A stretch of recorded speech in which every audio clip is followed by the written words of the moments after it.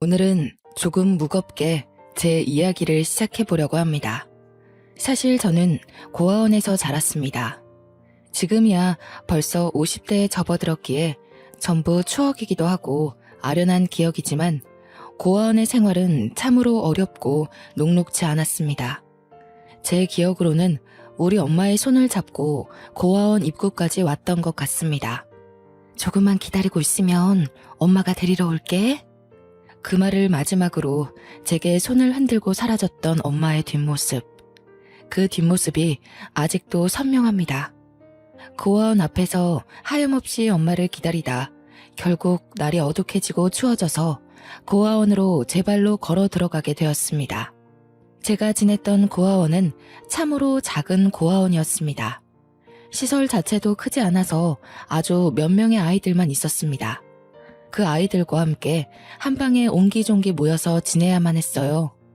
저처럼 엄마의 손에 이끌려온 아이도 있었고 너무 아기 때 와서 아무 기억이 없는 친구들도 있었습니다. 고아원에서 보살핌이라도 잘 받았으면 좋았으련만 고아원 원장님 부부는 참으로 모질고 못된 사람들이었습니다. 후원금에 눈이 멀어 항상 저와 친구들을 바깥으로 내몰았었습니다. 정말 거지나 다름없는 꼴을 하고서 시외버스 터미널에서 구걸을 하기도 했고요. 어떻게든 지역신문에 기사 한 줄 실리고자 노력해야 했습니다. 연말이 되면 후원금이 꽤 들어오거든요. 그 후원금을 노리고 고아원 아이들을 그 추운 겨울에 구멍난 외투, 솜이 다 빠진 외투를 입혀다가 길거리로 내몰았습니다. 종을 울리면서 한 번만 도와주세요를 외쳐야만 했어요. 장갑도 없어서 손을 입김으로 호호 불면서 말이죠. 연말 수금 기간이 지나면 아이들은 전부 감기에 걸려 고열에 시달리기도 했고 먹은 밥을 토해내기도 했습니다. 하지만 그럴 때마다 더러운 꼴 봤다는 표정으로 저희에게 저리 비키라던 고아원 원장님 부부를 저희는 의지해야만 했습니다. 빨래며 밥이며 전부 그 어린 우리들의 고사리 같은 손으로 해내야만 했습니다. 세탁기를 사용하면 전기세, 물세가 많이 든다는 이유로 한겨울에도 차가운 물에 이불 빨래를 해야만 했죠. 공부도 전혀 시켜주지 않았습니다. 우리는 일찌감치 철이 들었고 어떻게든 살아남고자 하는 마음으로 서로를 돕고 도와 공부를 했습니다. 밤에 불을 켜면 전기세가 나오니 소등을 시켜버렸었는데 그럼 저희는 쓰다 남은 양초를 태워가며 책을 읽었습니다. 그래도 제가 공부머리는 꽤 있었는지 학교에서 치르는 시험들 성적이 좋았습니다. 제가 똑똑하다는 걸 알게 된 이후로 고아원 원장님 부부는 저를 이런저런 경시대회에 많이 내보냈습니다. 거기에서 입상이라도 하면 어떻게든 기자를 불러내서 기사 한 줄을 쓰게 했어요. 고아원에서 엄마 아빠 없이 자란 아이가 스스로 공부해서 좋은 성적을 일궈냈다. 이런 기사 한 줄이 후원금을 끌어당기기에 아주 좋은 소스였거든요. 고아원에서 고생하며 자란 우리 아이들이 이렇게나 똑똑하다. 하지만 후원이 없으니 빛을 내지 못한다고 언론 플레이를 해댔죠. 그때는 제가 중학교 2학년 때였습니다. 학교를 대표해서 꽤 큰 경시대회에 출전하게 되었고 거기서 은상이라는 상을 받게 되었습니다. 일부러 더 해진 옷을 입고 머리를 부스스하게 만든 다음 상장과 함께 사진을 찍었고 신문 한 켠에 작게 기사가 실리게 되었습니다. 그걸 본 자수성가 사업가 한 분이 우리 고아원을 전적으로 후원하기 시작했어요. 그때 처음으로 원장님 부부에게 칭찬을 받게 되었습니다. 중학교 3학년으로 올라가게 된 겨울, 자수성가한 사업가 아저씨는 고등학생인 아들의 봉사활동 점수를 채우기 위해 고아원에 와서 봉사를 시작하셨습니다. 후원금도 원장님 부부가 배불리 먹을 수 있을 만큼 주셨고 봉사도 매주 끊임없이 오셨습니다. 사업가 아저씨의 아들은 참 멀끔하고 멋있게 생겨서 그 고등학생 오빠가 저의 첫사랑이 되어버렸죠. 봉사를 가장하여 저에게 공부를 가르쳐 주기도 했었습니다. 그렇게 오빠와 친해지자 오빠는 다른 애 몰래 저를 더 챙겨주기 시작했습니다. 늘 구멍난 옷이 부끄러웠는데 제게 옷을 선물해주기도 했고요. 공부하다가 언제든지 힘들면 연락하라며 휴대폰 번호를 쪽지에 써서 저에게 건네주었습니다. 그 쪽지를 정말 보물처럼 생각하고 잘 접어서 제 지갑에 보관해뒀습니다. 그 오빠는 대학생이 되었음에도 여전히 봉사활동을 했고 저는 고등학생이 되어 더욱 열심히 공부를 시작했습니다. 오빠가 다닌다는 명문대학교에 저도 꼭 입학하고 싶었거든요. 하지만 제가 20살이 되자 더 이상 오빠를 볼 수 없게 되었습니다. 오빠는 유학을 가게 되었고 저는 사회에 뚝 떨어지게 되었거든요. 20살이 되면 고아원을 나가야만 했으니까요. 제가 고아원에서 나올 때 어린 동생들이 얼마나 눈에 밟히던지 정말 눈물바람으로 하루를 보냈습니다.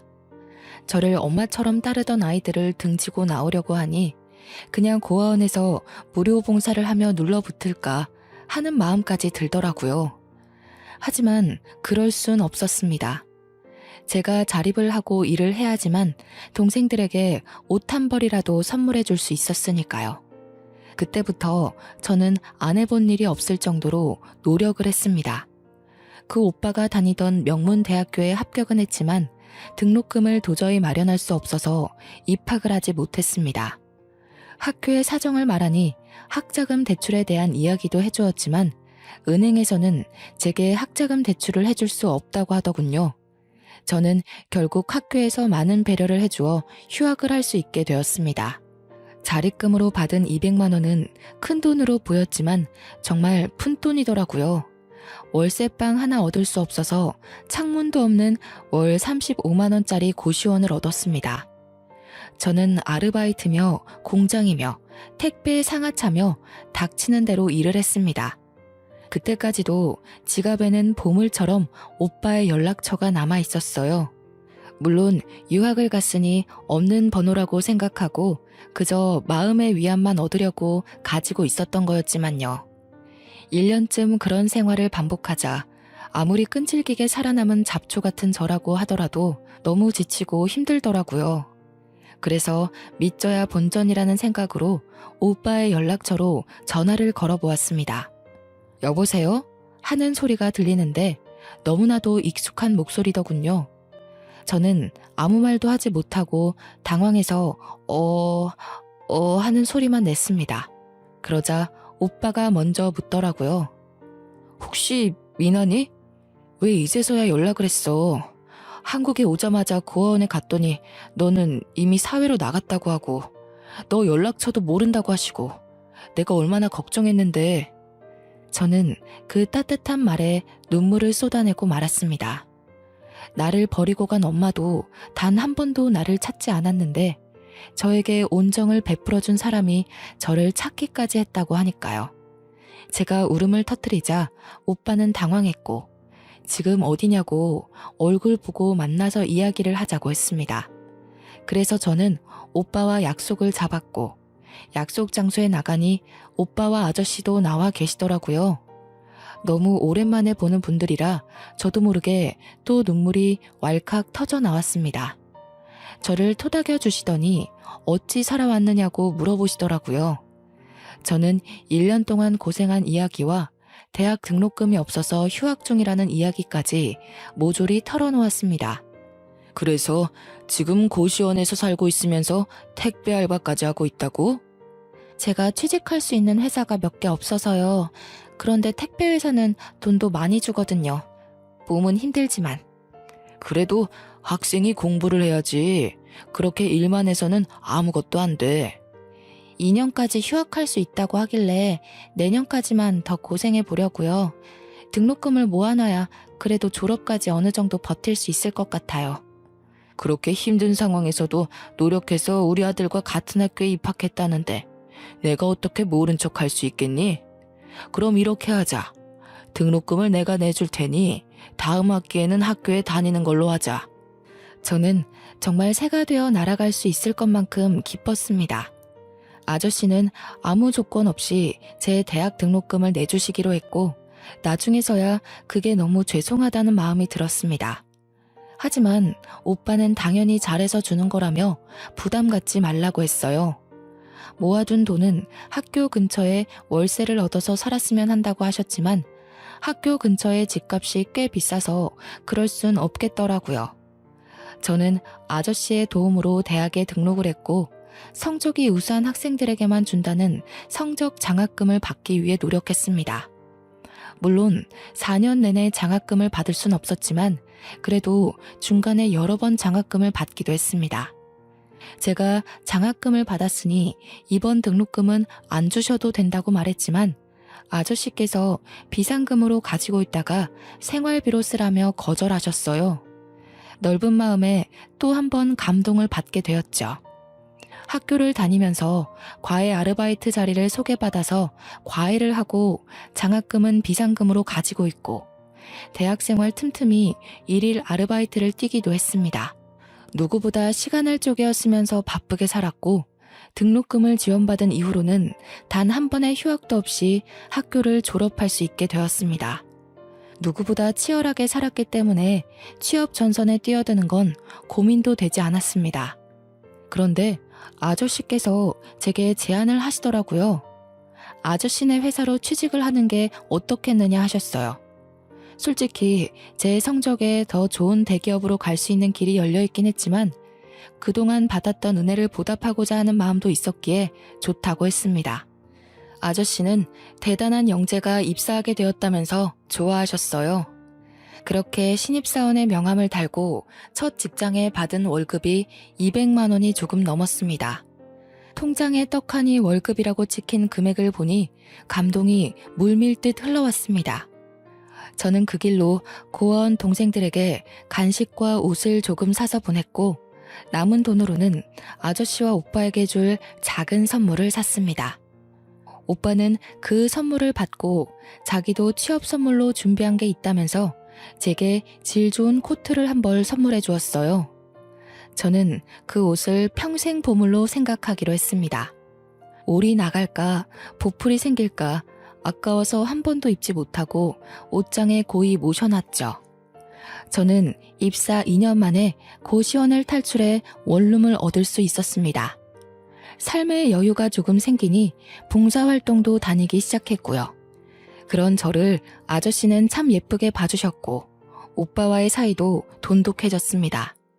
나 몰래 짝사랑하고 있었기에 오빠의 말 한마디에 설레고 가슴이 아릴 때도 있었지만 참으로 행복했어요.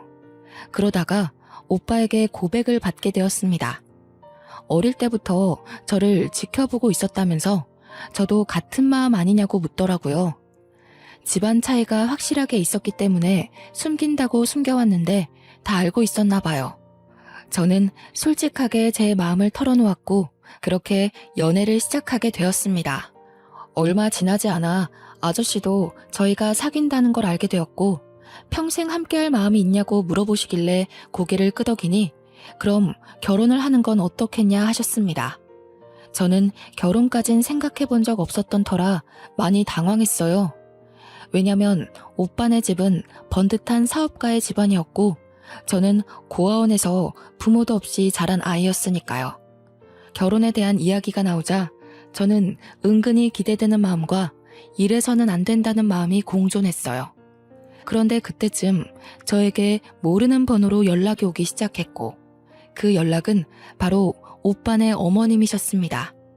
한번 만났으면 좋겠다는 이야기에 저는 마음을 굳게 먹고 어머님을 만나러 갔습니다. 각설하고 나는 이 결혼 찬성하지 않아요. 이유는 잘 알고 있겠지? 제가 자리에 앉자마자 본론부터 말씀하시더라고요. 저는 이렇게 대놓고 말씀하실 줄 몰라서 꿀먹은 벙어리처럼 아무 말도 하지 못하고 멍하니 있었습니다. 우리 아들 내가 정말 금이야 오기야 키웠어. 절대로 부족함 없이 공부시켰고 유학까지 갔다 온 아이야. 그런데 고작 만난다는 기집애가 고아원에서 자란 출신도 모르는 여자라니 가당키나 해? 죄송합니다. 우리 남편도 참 생각이 없지. 사업한다는 양반이 대단한 며느리를 볼 생각은 안 하고 우리 집안 남자들이 마음을 굽힐 것 같지 않으니 그쪽이 먼저 정리해줬으면 좋겠는데. 하지만 저 정말 오빠를 사랑해요. 제가 사랑한다고 이야기하자 어머님께서는 이를 악물고 제 뺨을 치셨어요. 카페에 짝 소리가 울려 퍼지고 사람들의 이목이 집중되자 제 몸은 자연스레 움츠러들고 말았습니다. 순간 수치심과 억울함에 눈물이 줄줄 흐르더라고요. 부모 없이 자란 게 제가 원해서 된 일도 아니잖아요. 콩부머리는 꽤 똑똑하다고 들었는데 그래서 이렇게 미련스럽게 구는 건가? 우리 아들 잡아서 한몫 건져보려고? 내가 돈이라도 줘야 떨어져 나갈 거야? 돈 필요 없어요.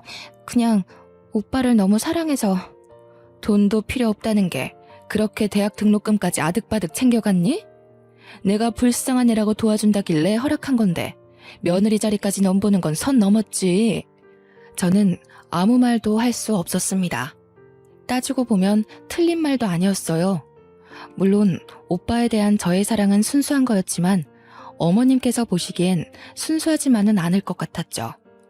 그날 그런 만남을 뒤로하고 집으로 돌아왔는데 예고도 없이 오빠가 집으로 찾아왔습니다. 오늘 우리 어머니 만났다면서 왜 말도 안 하고 그런 자리에 나갔어? 오빠의 반응을 보니 이미 어머니께서 반대하고 있다는 걸 알고 있는 눈치였습니다. 저만 모르고 있었다는 사실이 또 한 번 가슴을 후벼 파더라고요. 오빠 혼자서 얼마나 아등바등 노력했을까 하는 생각 때문에요. 내가 뒤집어 엎고 나왔어. 2번 다신 너한테 함부로 못하실 거야. 미안해. 이런 일을 겪게 해서. 제가 뺨을 맞았다는 것까지 알았는지 오빠는 제 얼굴을 문질러주며 꼭 결혼하자고 말해주었습니다. 어떤 반발심에서 나온 건지 모르겠지만 저는 고개를 끄덕였습니다. 그 뒤로부턴 일사천리였어요. 오빠는 어머님의 반대를 무릅쓰고 결혼 준비를 강행했고 시아버지가 될 아저씨도 제 편에 서주셨습니다. 결혼을 준비하는 동안 단 한 번도 시어머니의 모습을 볼 수 없었지만 그래도 행복했어요. 고아원에서 자라 제대로 된 가족도 없이 자랐는데 결혼만 하면 온전한 제 가족이 생긴다는 느낌을 받았기 때문이었습니다. 결국 시어머니와는 대화 한 번 하지 못한 채 결혼을 하게 되었습니다. 식장에서 손을 잡아줄 아버지가 계시지 않았기 때문에 남편의 손을 잡고 버진로드를 걸었어요. 혼수석이 텅 비어 있었지만 남편이 제 옆에 서 있다는 것만으로도 마음이 든든했습니다. 그렇게 어영부영 마련한 신혼집에 들어가 신혼생활을 시작한 지 얼마 되지 않아 악재가 겹치기 시작했습니다. 시아버지께서 갑자기 쓰러지신 거예요. 뇌혈관에 문제가 생겼다고 들었는데 정확한 병명은 잘 모르겠더라고요. 그렇게 몇 주간 의식을 찾지 못하셔서 제가 옆에서 꾸준히 병간호를 했어요. 시어머니께서는 저를 계속 불편해하고 계셨기 때문에 마주치지 않으려고 애를 써야 했습니다. 지극정성으로 간호를 했지만 시아버지께서는 결국 정신을 차리지 못하시고 하늘의 별이 되어야만 했어요. 그때 저는 정말 정신이 없었습니다. 남편도 시어머니도 혼이 쏙 빠지게 눈물만 흘리고 있었고요. 저는 정말 시아버지가 아니었으면 지금까지 택배 일이나 하며 고되게 살았을 거란 생각이 들어 너무 슬펐어요.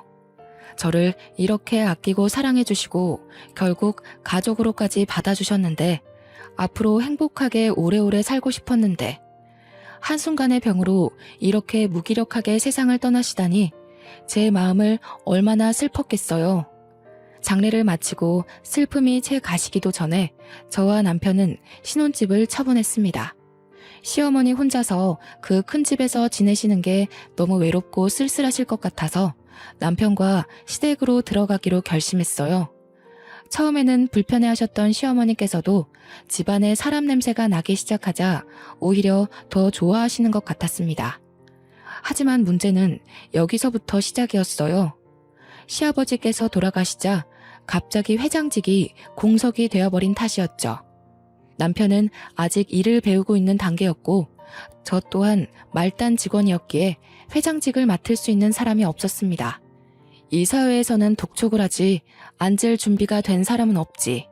결국 이 사회에서 시어머니를 그 공석에 앉히자는 의견이 나왔고 시어머니께서는 받아들이셨습니다. 하지만 회사 일을 잘 모르시던 어머니께서도 무척 힘들어하셨습니다.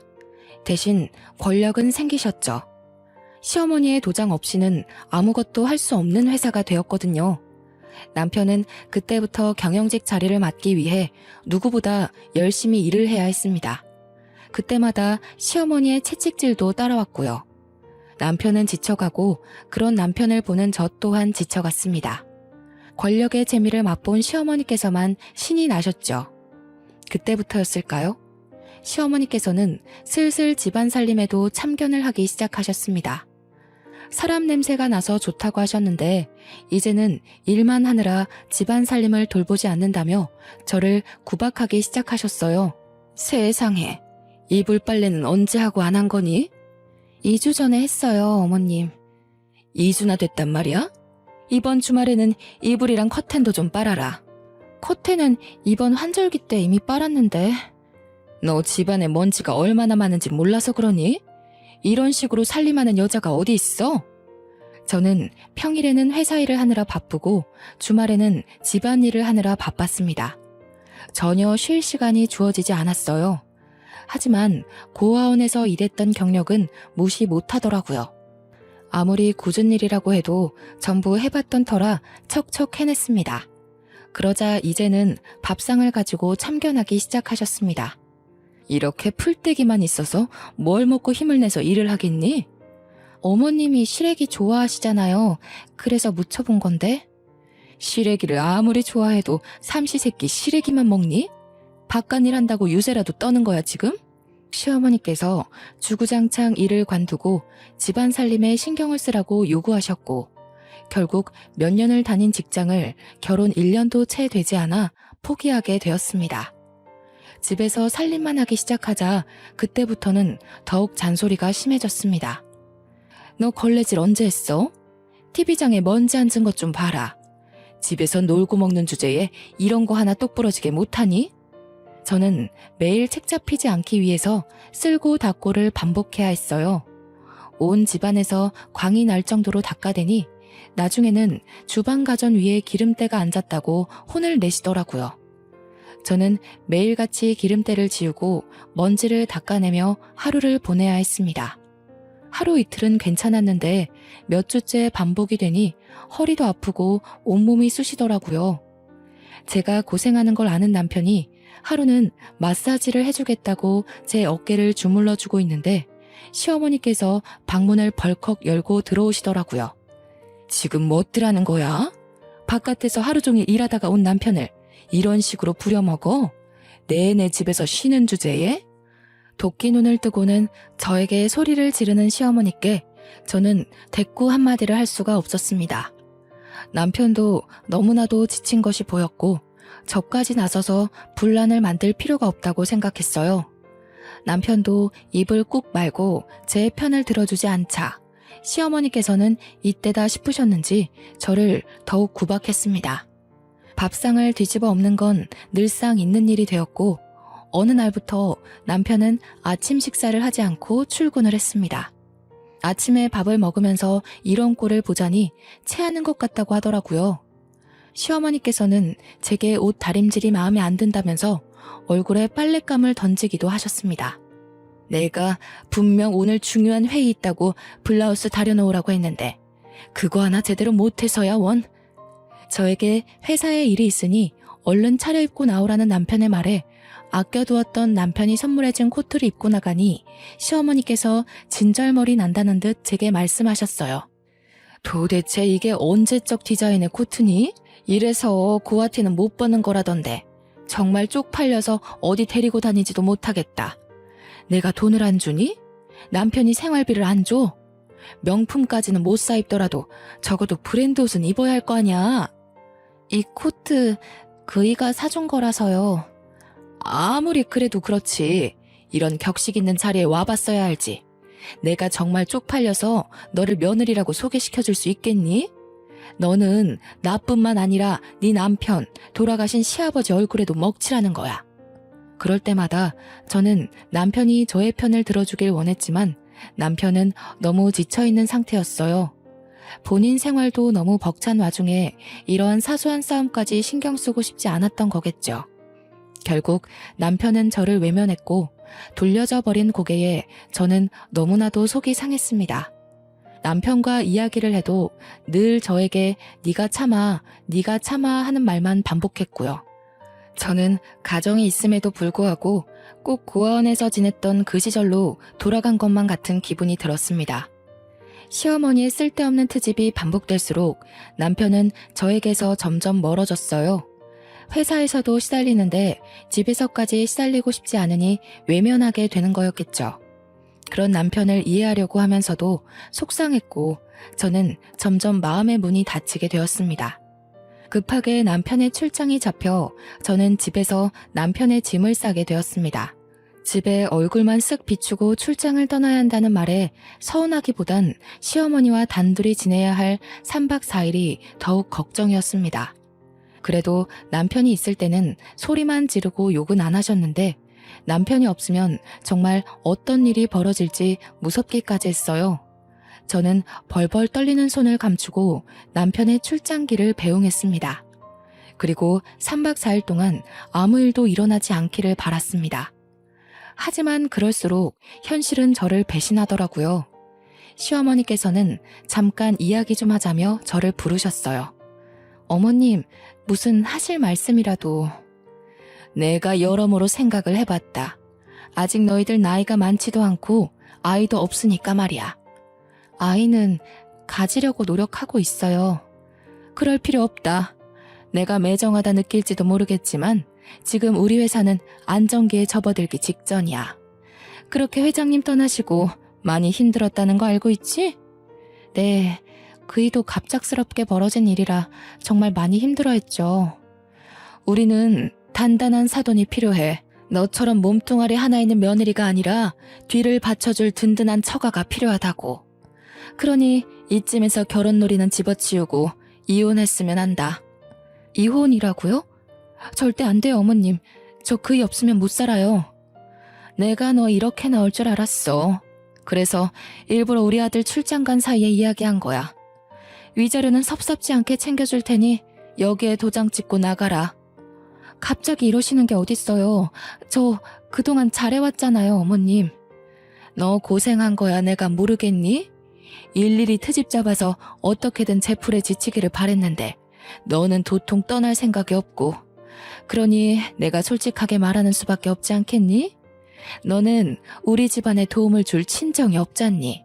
나는 그런 단단한 사돈이 필요하고 너 생각만 하지 말고 우리 집안과 우리 회사를 생각해보렴.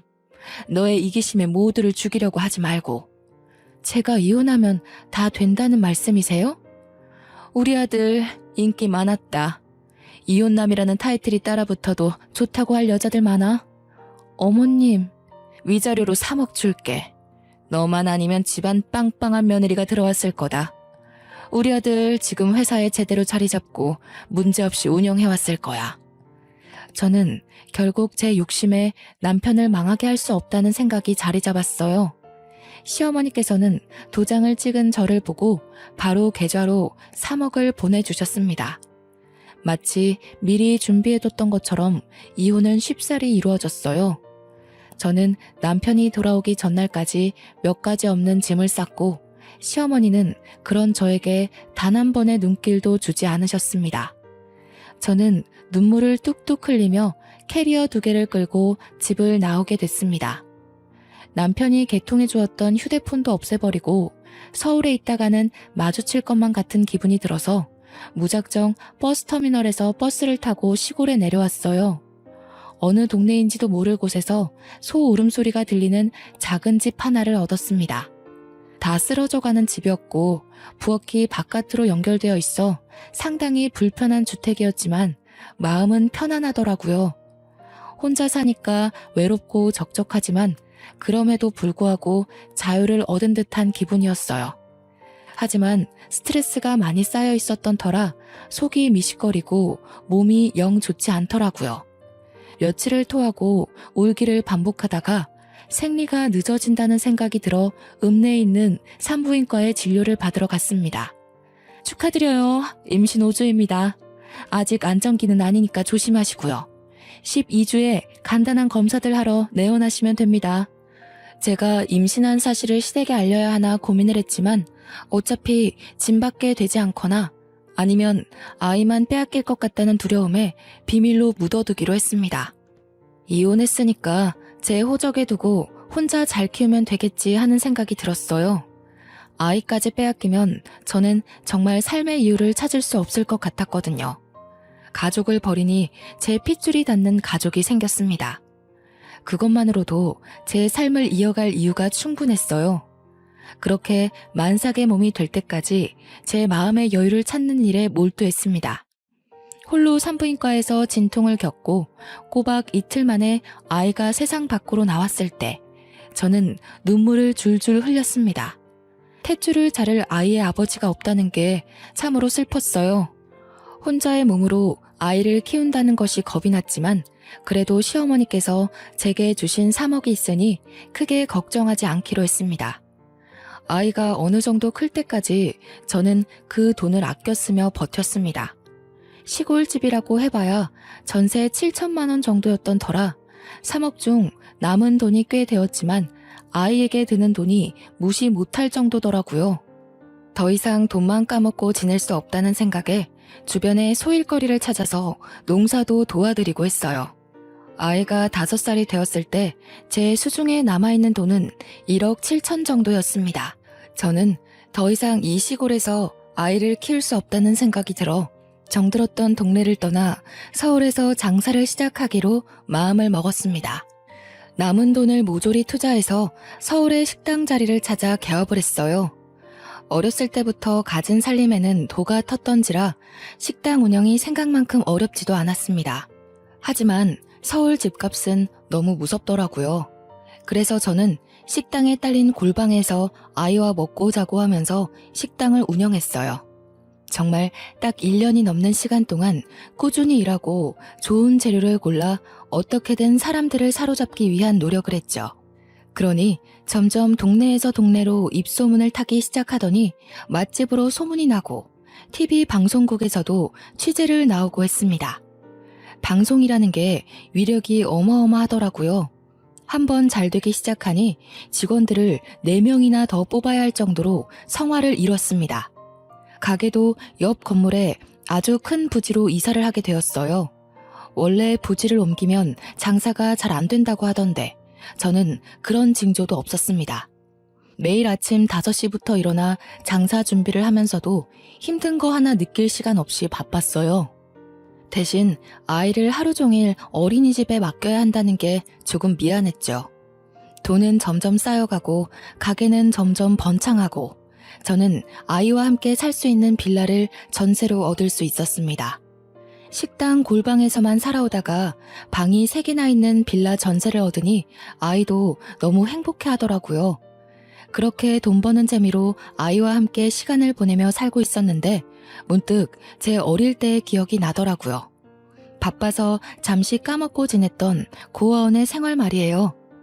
내가 은혜를 받아온 만큼 저도 남을 도와줘야겠다는 생각이 들었습니다. 시아버지와 남편이 저와 고아원 동생들에게 그랬던 것처럼 저도 남을 위해 봉사하고 나누고 싶어졌어요. 우리 아이가 비록 아빠 없이 자라고 있지만 절대 부족함 느끼지 않게 제가 2배, 3배 채우는 것처럼 남들에게도 그렇게 하고 싶었습니다. 그래서 저는 그때부터 주마다 고아원과 노숙자 센터, 미혼모 센터를 돌면서 봉사활동을 시작했습니다. 요리에는 자신이 있었기 때문에 주로 무료급식 봉사를 했어요. 고아원에 가서는 아이들이 좋아하는 치킨이나 떡볶이를 만들어서 봉사를 했고 미혼모 센터에서는 미역국을 끓였습니다. 평일 내내 일하고 주말에도 봉사를 하면서 몸은 힘들었지만 마음만큼은 부자가 된 듯 했어요. 틈틈이 큰 금액은 아니지만 무리가 가질 않을 만큼의 기부활동도 했습니다. 그런 저의 모습을 보며 아이도 봉사활동에 참여를 했어요. 고작 초등학교에 갓 입학한 아이였지만 저와 봉사를 다니며 남을 위하는 행동과 마음가짐을 갖게 되었죠. 저 아이는 참으로 행복했습니다. 그러던 어느 날 제가 서울역에 무료 급식소 봉사를 나간 날이었습니다. 어느 때와 다름없이 줄을 서 있는 노숙자들에게 밥을 퍼서 주고 있었는데 제 앞에 우뚝 서서 시래기 반찬을 더 달라고 말하는 할머니 노숙자의 목소리가 귀에 익더라고요. 고개를 빼꼼 내밀어 얼굴을 확인하니 충격적이게도 저를 내쫓으셨던 전 시어머니였습니다. 어머님? 저를 보고는 벌벌 손을 떨기 시작하는데 제가 너무 놀래서 여기서 뭐 하시냐 물어보니 입을 열지 못하시더라고요.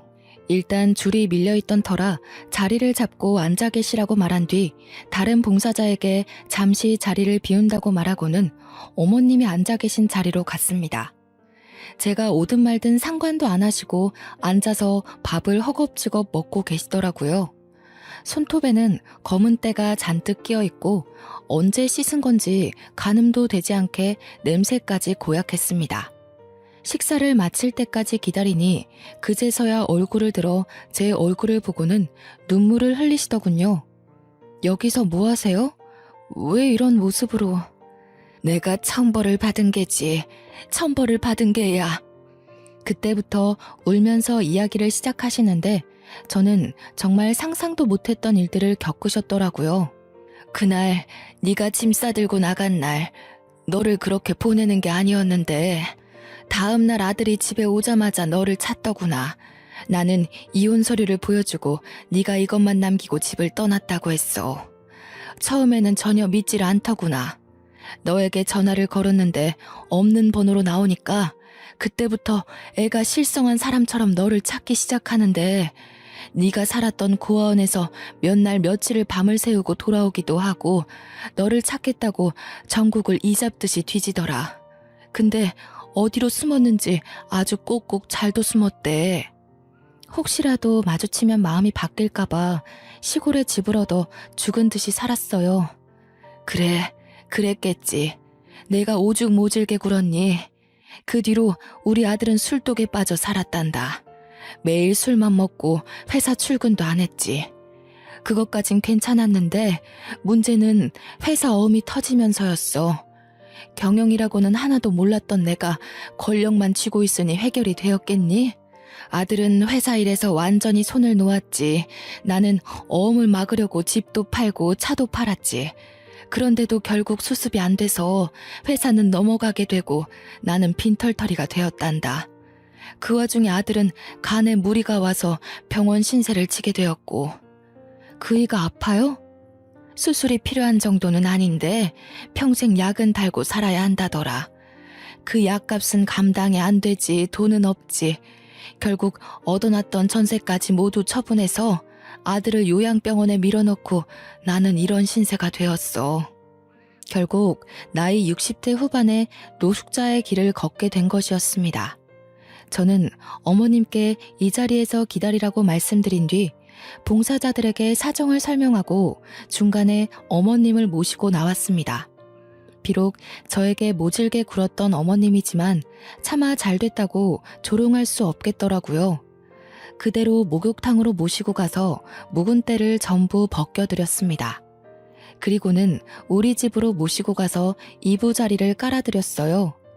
학원에 갔다가 집으로 돌아온 우리 딸을 보고서는 어머니께서 까무러칠 듯 놀라셨습니다. 엄마, 누구셔? 인사드려야지. 할머니야. 아이고, 내가 너무 못됐다. 내가 너무 잘못했어. 임신한 줄도 모르고 우리 손녀딸이 있는지도 모르고.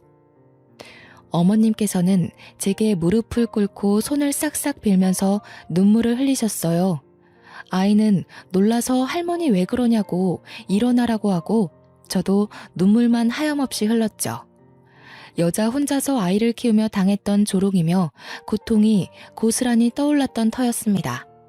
저는 용서는 쉽게 할 수 없겠다고 했지만서도 어머님이 집에서 편안하게 지내실 수 있도록 도와드렸어요.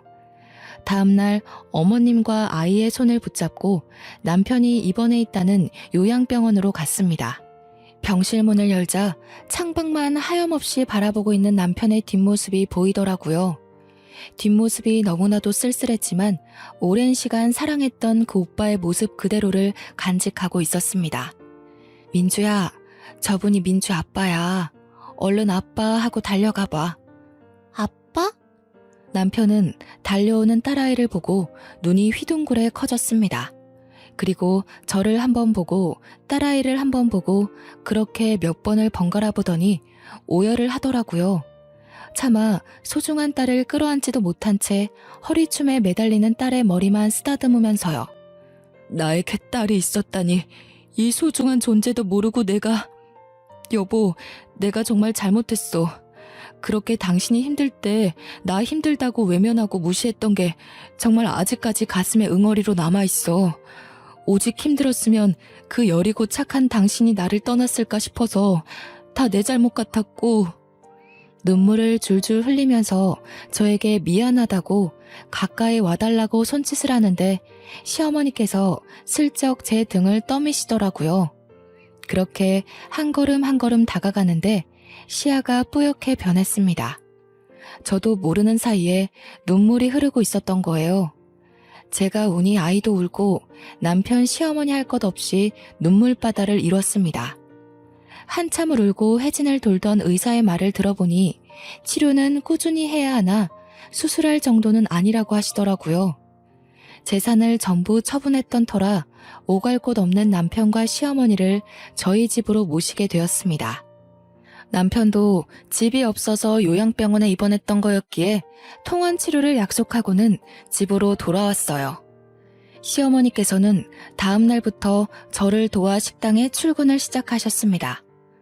저는 몇 번이고 고된 일이라며 말렸지만 일을 하시겠다며 빚을 갚겠다는 어머님을 말릴 수가 없었어요.